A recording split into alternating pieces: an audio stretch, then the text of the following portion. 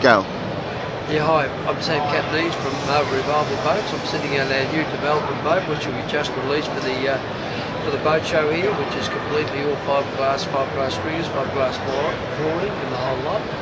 Yeah, the bit of history is I started building boats in 1956, building timber boats. Went to trade school, did my apprenticeship in actually timber boat building, yachting, and all that. So we learned to trade the old school way.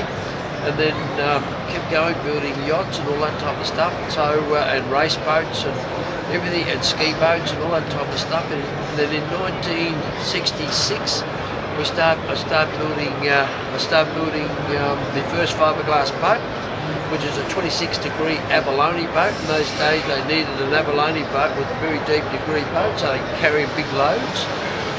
Then I also put in 1969. I put a tunnel in it so it can carry, to get the stability. And when they were carrying a lot of abalone in the boat, they used to empty the water out of the ballast tanks and they could carry the load. Then I started Stenchcraft Boats in 1970, 71, which grew into a big family business, which now I've passed that on to my son, who's doing a hell of a good job. I retired about 7, 8 years ago, maybe 9. For about 3 months, and I just couldn't cope retiring. So he moved everything to Queensland, so I still had all the old staff, wanted something to do. So we got a bit of timber, we started developing Revival Boats, and that means we're revived again. So that's what we've done there. We started building Revival Boats with one little model, the 525 Cuddy, and then the 525 Runabout to the 640. If you have a look at the webpage, you can see actually developing that boat out of timber. Right, so I'm a timber boat builder by trade, and I love developing the designs of I want to develop. I'm still a very old school, passion type guy. I'm still a great believer in timber stringers because we build a lot of offshore boats where timber stringers do not flex, where fiberglass stringers, and I've gone to fiberglass stringers in middle cruisers because they do flex and they're not really called an offshore boat.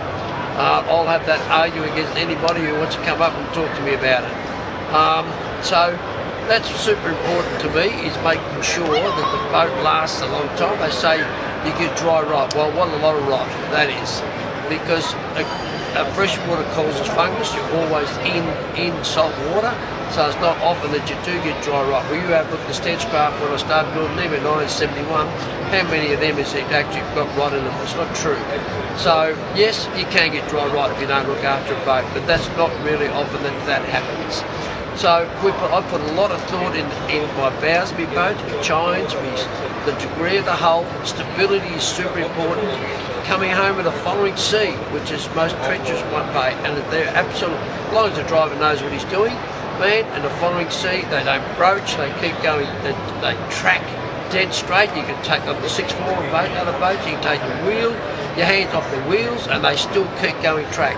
Don't believe me? Go for a demo of one of my boats, and you'll check it out yourself and see how well they really, really perform. Look, I don't know what else I can say, but I can just tell you right now, we stand by our product, and it's so important to me.